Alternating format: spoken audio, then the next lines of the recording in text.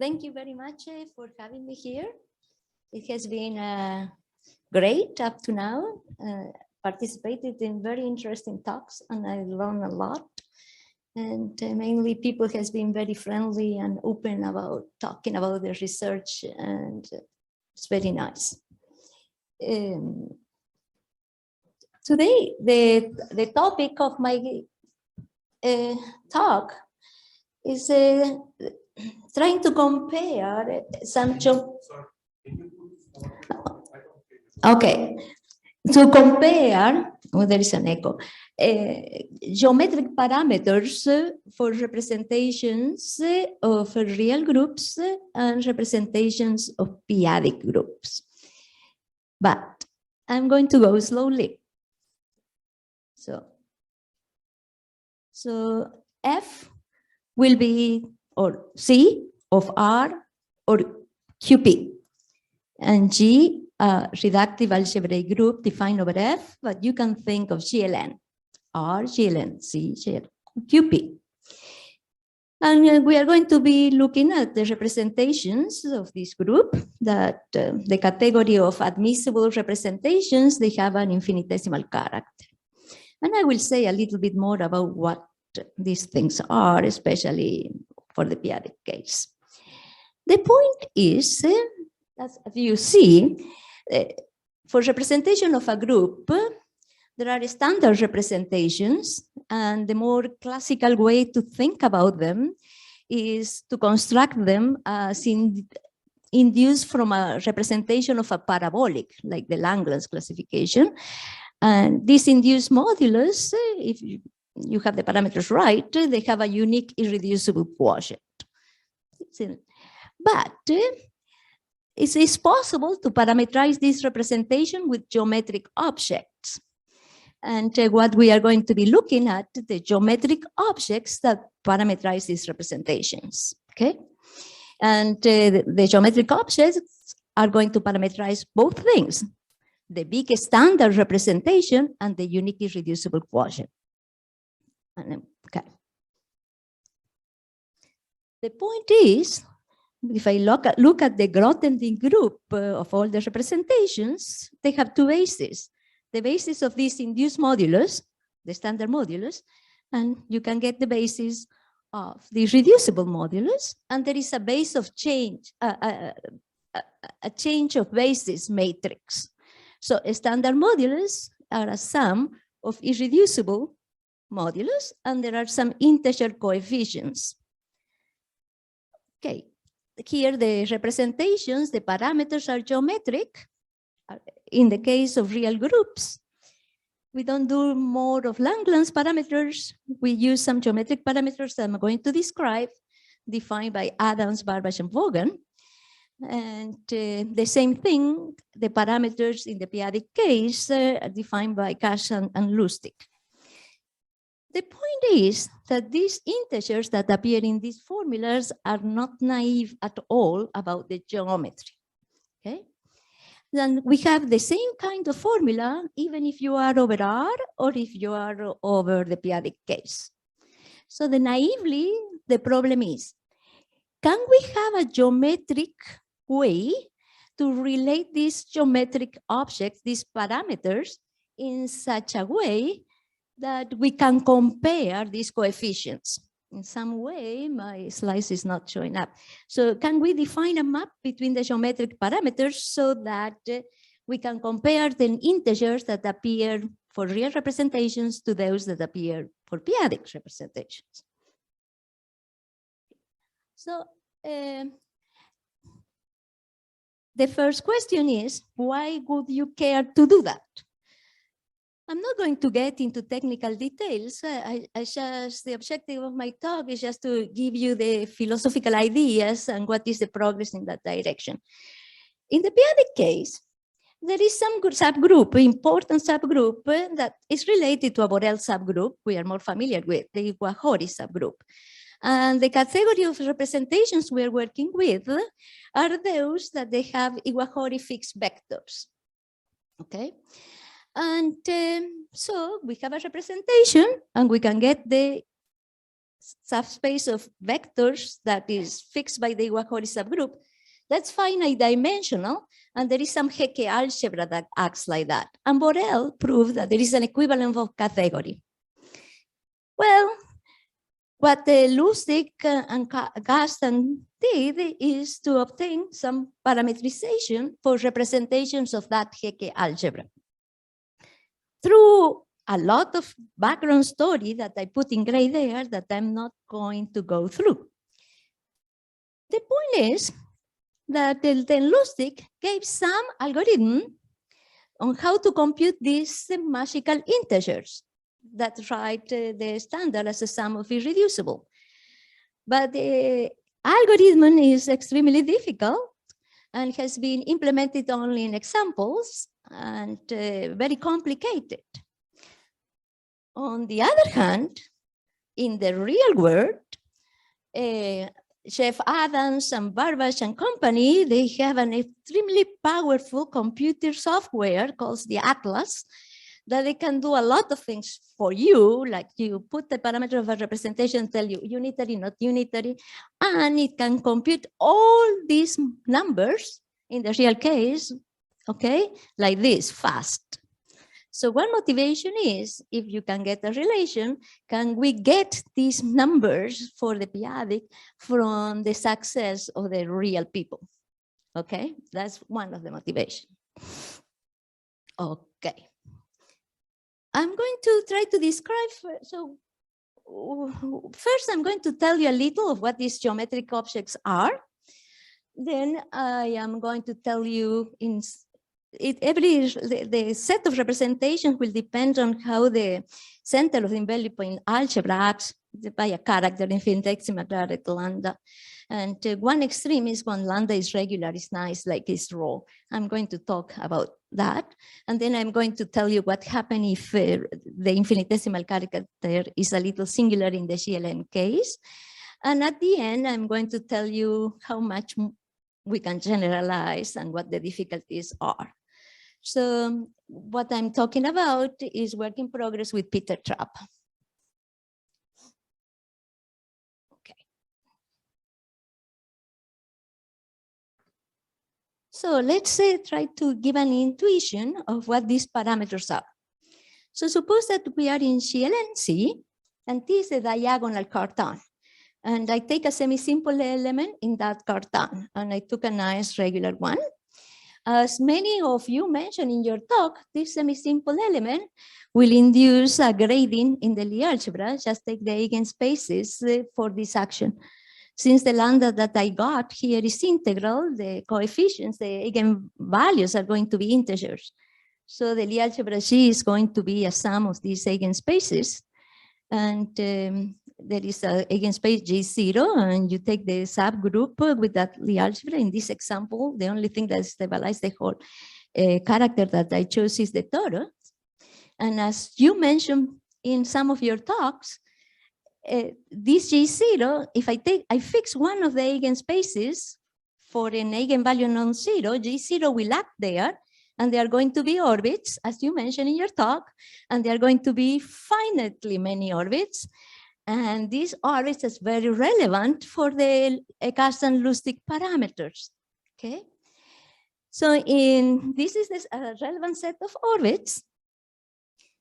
And in the GLN case, there might not be any local system, but in general, attached to the orbit, there is some local systems, and the pair of the orbit and the local systems, these are just representations of the component group of the centralizer. Those are the Cartan-Lustig parameters for representation in the p-adic case. If you want to restrict to the category of those with the Iwahori fixed vector, well, you don't look at all the local systems, you just restrict some local systems, okay? So in the example that I'm talking, so you have your GLN, the T, the torus is the diagonal cartan, the blue stars is the G-1, okay? The torus will act. What are going to be the torus orbit? Well, just take root vectors for the simple negatives of the simple roots, and the T action there is one orbit. So the orbits are in bisection with a set of simple roots. Orbit closure inclusion agrees with the inclusion of sets. The orbits, these are varieties. In this easy example, everything is smooth. And there are 2 to the rank of G of such orbits. Okay. Attached to these orbit and local systems, there are complex of constructible sheaves. So there are complex of sheaves that when you take the cohomology and you look at the stack of the cohomology at a point in the orbit, they are finite dimensional vector spaces. Okay, and so the issue is that when you write the standard representation in terms of irreducible, those integers that I told you are not naive at all are the sum of the dimension of the stock of the cohomologies of these intersection cohomology sheaves. So these numbers are the Kasten-Lustig polynomials evaluated at 1 in this setting. And in this example, these numbers are easy to compute. The orbits are smooth. So this is going to be the polynomials are going to take value 0 or 1, depending if the small orbit is containing the closure of the large orbit or not. Okay? More familiar than this, and possibly you saw, is to consider the case when the field is the complex numbers. Okay? There again, you take a complex group and take the product of the complex group, and there is an involution switch the components xy to yx. So take the fixed points of that involution, and so is the diagonal G, the fixed point. They act on the product of flags with many orbits. These orbits are essentially you can identify with the orbits of a Borel in the flag variety. That means you can identify them with the Schubert cells. The closure are the Schubert varieties. And again, if you want to look at the big standard representations and decompose it in terms of irreducible, you get the magic integers. And these magic integers, what they are? Exactly what I told you before. There are no local systems here. So these magic coefficients look like this. The sum of the dimension of some homology of an intersection cohomology sheaf, and here the orbit are just the Schubert varieties. So the orbit of the diagonal in the product of the flag, you can think of them as having Schubert cells. Those are parameterized by Val group elements. Okay, so it's the same formula with the orbit is a Schubert variety, what appears in the coefficients. Okay. And these numbers that you get are the usual Kasten-Lustig polynomials that depends on the Weil group. The same story happens over the real groups. Over the real groups, again, with the same lambda, you get the grading of the Lie algebra. You can take, as some of you have done in your talk, if you take the positive eigenvalues, you get a parabolic. Since lambda is integral, the group G is the centralizer of exponential of 2 pi I lambda. So that means that if you drop the 2 and you put the x of I pi lambda, the square of it is going to be the identity. So you get an involution. When you get an involution, you play the same game that I've been playing all over again. Take the fixed points of that involution, call it K. And what is the parameter set? Well, you had a generalized flag. You have a group K. The group K acts on the generalized flags with finally many orbits. So the geometric objects are here are going to be the K orbits on a generalized flag. And again, some local systems over the orbits. Okay.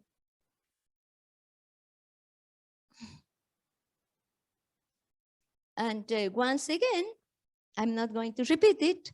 So the integers that express the standard as the sum of irreducibles are given by the same formula, a formula similar to the one I wrote before, and that is due to Barbach and Bogan.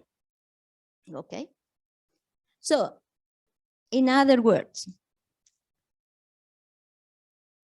the question is, we have these geometric objects, these orbits and pre-homogeneous vectors, particular pre-homogeneous vector spaces with local systems. In the one setting, in the p-adic setting, they are orbiting some grading of the Lie algebra in C-1. And in the other setting, they are k-orbit in a generalized flag. The question is then, can we get a geometric match of geometric objects that relates these Kazan-Lustig polynomials? And the naive part of the question that I posted first was aiming for an equality. Well, if you are more realistic, maybe you won't get them equal, but you get a combination of one equal to the other one. To be more realistic, I'm going to give an idea of that. Okay, so far makes sense? Some sort? Well, of course, I am trying to make sense. Doesn't mean that I will succeed. And in trying to make sense, I make some simplifications. So I took G equal to GLN, and where you scrap out some of the technical details under the rug. Usually these parameters, they work in a dual group. So I'm not going to get into a lot of it. All of this, what I said, is true. In general, you start with a complex connectively group. An example can be GLN. You take a Cartan, as I did before. You take a Borel, the Lie algebras. You take the group, but there is a notion of Langland's dual group. Like if you take GLN, its dual is GLN. If you take SO2N, the Langland's dual is SO2N. But if you take SPN, the dual is SO2N plus 1. So all what I said, all the parameters don't live in the group that you are trying to study the representation of. They work in the dual side. That's a technical thing. It's not so hard to. But then whatever I said, it repeats. The semi-simple element give you the grading, you choose a parabolic, you get an involution, you get a group K that act with finally many orbits over the generalized flag.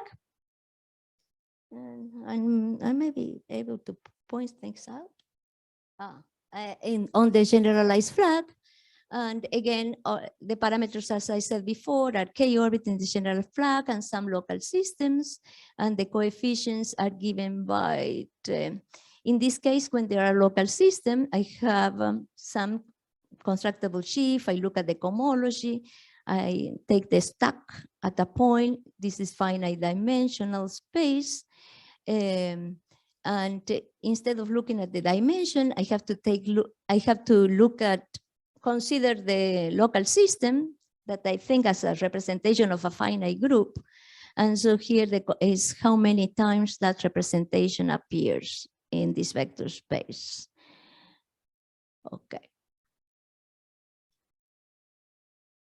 And the same thing in the p-adic case. Everything that I said in the GLN case, is true. I take a grading and I take the orbits and I look at the coefficients. I look at the orbits and the local systems. And again, if there are local systems, again, I don't just take the dimension. I look at the multiplicity of the local system in this space. And what the Lustig gives is an algorithm to compute these numbers in this setting. And Reader has implemented some of the algorithm in some example. Ginsburg has another set of example. And more notable, maybe Cho Bataro did a computation for F4, which is very complicated and very difficult to get numbers out of it. Okay. Okay, so now, our question is, can we relate these numbers for the p-adic case to the real case? And so, as usual, when you try to do research, you try to start nice and easy. So the nice and easy case would be that you have the parameter in such a way that your parabolic is a maximal parabolic. Okay, so like, for example, okay, so I skipped some slides here.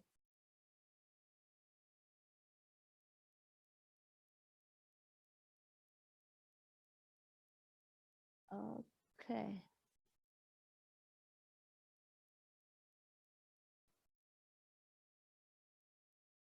Well, I guess. And I'm going to explain that what happened when it's a maximal parabolic.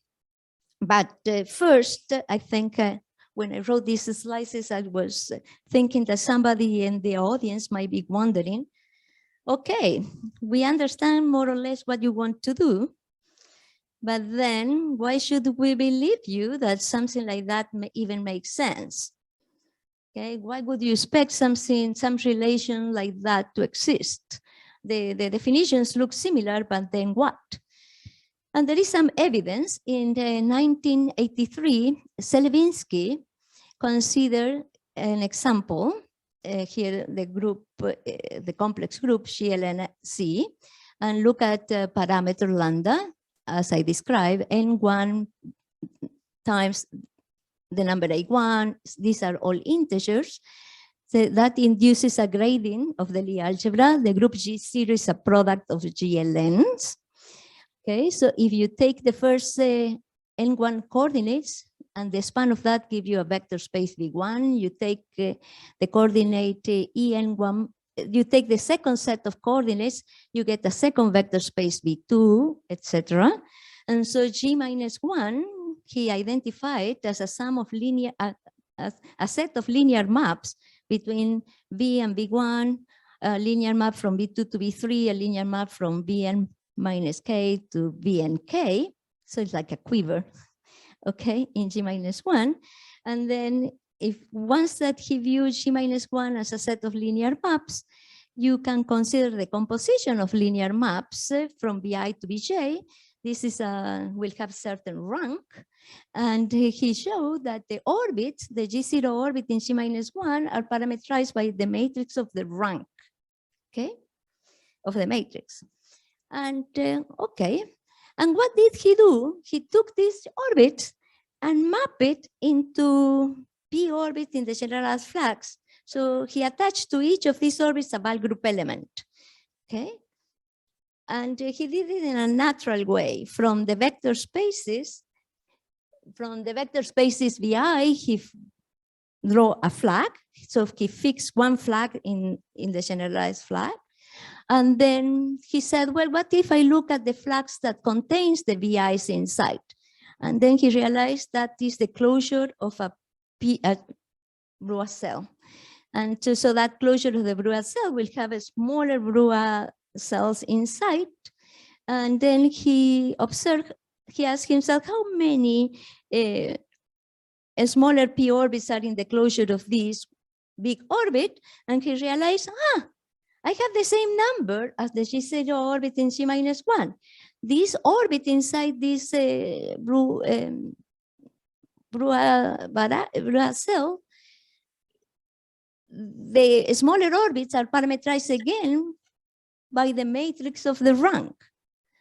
Okay, so he has two objects, a Schubert variety, and parameterize all the Schubert cells inside that Schubert variety by the same set that parameterize the G0 orbit in G minus 1. He said, I have a bisection.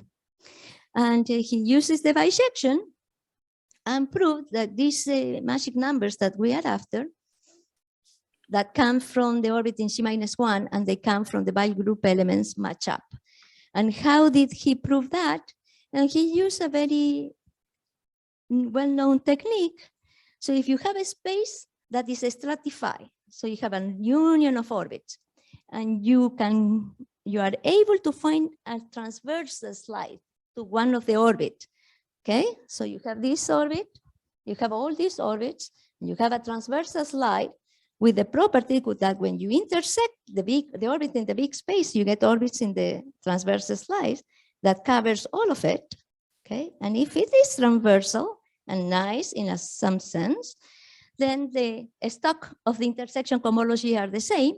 When the stock of the cohomologies are the same, well, the coefficients are the same because they are given by that.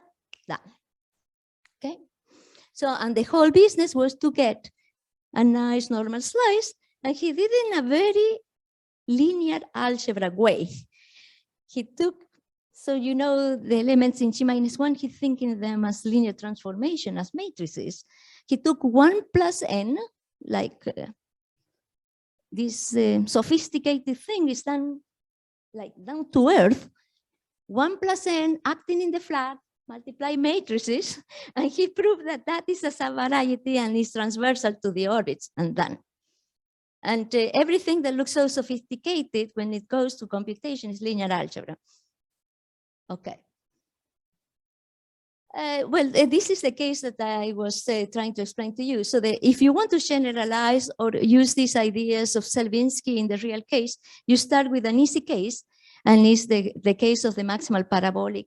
And possibly you, in your work, you consider G-1 is matrices, and G0, GLP cross GLQ will act on the matrices by pre-multiplying by a matrix and multiplying on the other side by the inverse. And then the orbits are given by rank of the matrix. And the most naive thing that you can do is take one of these matrices in G-1 and compute exponential, make it act on the parabolic and take the K orbit through it. And that would be the most naive way to do. And in this case, it works. And you can match, you can check, this element is nilpotent. You have an SL2 triple, and given an nilpotent orbit, you know the solid orbit, you know there are the standard transversal slices.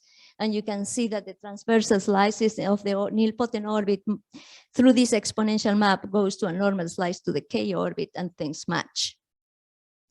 Of course, this is very nice, and this is a very basic example. This exponential business doesn't quite work in general, so we have to adapt it a little bit more. But in order to tell you why it doesn't work in general, when one says that something doesn't work, well, first one has to know exactly what is it that you want. And what is it that I want? I want a match between the orbit in G-1 and the K orbit in the flag that has some nice properties. I want an injection of orbits, if possible. I would like, for example, that the dimension of the orbit in the flag is the dimension of a closed orbit plus some transversal, which is the dimension of the orbit on G-1. And I want normal slices that seem to play a key role in this matching of things to be related, okay? The problem is that if I try to generalize the previous example by making the exponential, well, the dimensions don't match and normal slices don't match, so I have to adapt it. But the adaptation is not so complicated either. So what we do, so you see, in G-1, the important things are the simple roots. Okay, so it's very standard. For each simple root, I can get a parabolic subgroup where the Levy factor is an SL2 generated by that root. But all the simple root matters. So what I'm going to do is do an iterated bundle with this parabolic. So I look at an iterative bundle built from this parabolic where the levies are SL2s essentially. This is a smooth variety and it's projective. And the dimension is the dimension of the closed orbit. And I added one simple root in each parabolic. So this variety is smooth when the dimension of the closed orbit plus the dimension of G-1. I can project. This map is well defined, independent of the representative of the cohomology class, is proper and projective. The image is the closure of one K orbit. So this K orbit is the analog of Selevinsky big fat Schubert variety. And all the other K orbits relevant in my match are going to be inside the closure of this big orbit. Okay, and how I'm going to get the other orbits that in the match? Well, I'm going to put a 1 in one of these some parabolics. I'm going to get a subset of this parabolic and repeat the trick, and I'll get another orbit inside the closure of the large one. Okay. So I do that, and I get a bisection of maps, and the component group match, and things work correctly. And the point of this, using this, if you choose the order or how you put your parabolics in the resolution, and this is somehow related to something that appeared in some of the talk, the order matters. Different orders give you different set of, if you put the P1 before P2, you'll get something different than you put P2 before P1. And because you are generating orbit in an inductive manner. And the order that we choose is such a way you observe that you tackle on, what are these orbits? So you get an orbit in the full flag, you choose a parabolic with a CL2, what you are doing is projecting this orbit to G mod P, alpha 1, and then projecting back. When you project an orbit and then project back, you'll get a union of orbit, but there is always a one which is dense. And the order is chosen in such a way that whenever you project and project back, you gain one dimension, okay? And that depends on the nature of the root, if it's in the toe invariant, not toe invariant, whatever the notion is. So if you do this in the right order, so whenever you do a P1, you are increasing the dimension by 1, you get the orbits with the dimension that you want, okay? And the other thing is that this notion, so this is related, this projecting and projecting back is a notion that is common and Atlas Pro software knows how to do. Atlas software can compute this and these orbits. And the iterated bundle tells you how many of these operations of project and project back you have to do, in which order, when you start and when you stop, and can be done in smaller examples in a combinatorial manner without the Atlas software, but the Atlas software understands this so far. Okay, and again, so let's see how much, okay. So when do I have to stop? Oh, okay, so you, okay. So we have this map, essentially. What is this? Okay, so let's, I described how the orbits are matched. Since I'm increasing always the dimension by 1, I can get the right dimension. The smaller ones are obtained by just taking a subvariety of this iterated bundle and project. And in the case of GLN, actually, this is a resolution of singularity of the orbit closure that usually is singular. Okay, fine. So why is it that this works? And unfortunately, I don't know why, but my slices are cut off. But so what is this map, essentially? So I told you that Selevinsky has been very smart in choosing this transversal slice. He has a flag, he has a linear map, and he put 1 plus a linear map acting in the flag and got the transversal slice. So you can ask, well, how smart is your normal slice here? Okay, essentially, if you track down what this map from the iterated bundle to G mod P is, our map is the following. We think of G minus 1 as a sum of linear maps or pieces of the Lie algebra of the nilpotent part.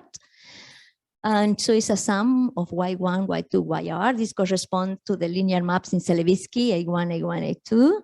And the map that we have is we do the exponential of each of those elements in the correct order and then conjugate that the parabolic. That's the map. And what this map, why is this map nice? Okay. This map has the property, and that requires a proof.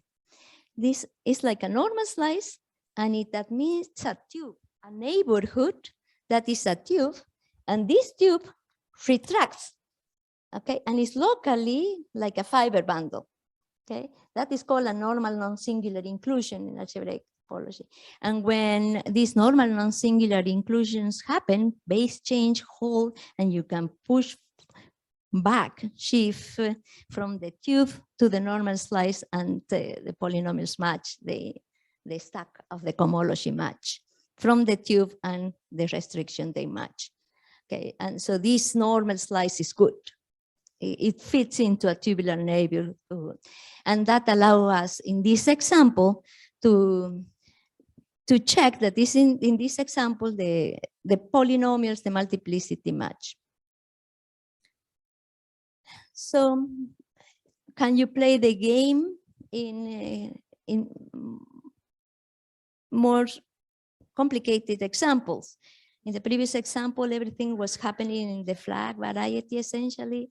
Lambda was regular. What if lambda is singular? Well, we'll play the same game.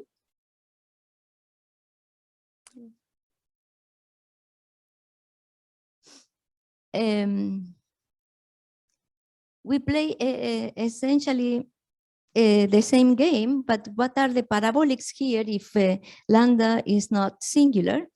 Well, in that case, so you see the blue, this block, this gray block thing is the G0. The G0 is this part. My parabolic is the G0 and up. Okay, that's my parabolic P. And I want to play the game of building an iterated bundle. Okay, so what I do is I have two gray boxes and I will enlarge it to the smaller box that contains two. So here I have an L1 and I build a parabolic P1 out of it. Observe that this parabolic, if I look at this box and I mod out the parabolic intersection this box, I get an N1 bar here.